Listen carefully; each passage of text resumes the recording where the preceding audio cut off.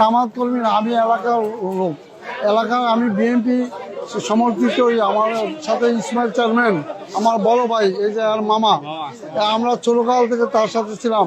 আমি বিএনপির এজেন্ট ছিলাম, অনেক যুদ্ধ করে আমি বিএনপিতে আওয়ামী লীগের সময় এজেন্টের কাজ করছি।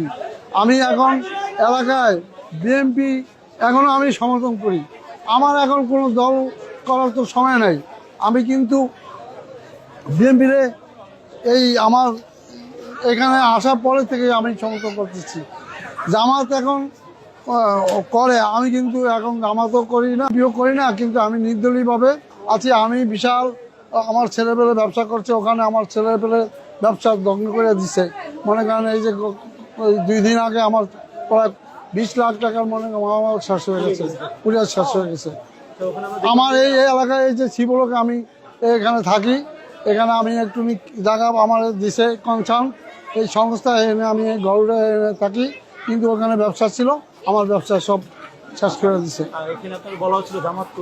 এটা বলছে অনেকে, আমার জামাতের কর্মী বলে যে এখন আমার ওই যে বাইবালা দলা আছে ওই হিসাবে, এবং মাদ্রাসায় আমি এতিমখানার কমিটিতে ছিলাম চান্দ্রী ইসমাইলের সাথে, মারা গেছে, ওই হিসাবে এখন বলে, হ্যাঁ বলে, কিন্তু আমি অন্তর থেকে বিএনপি পছন্দ করি।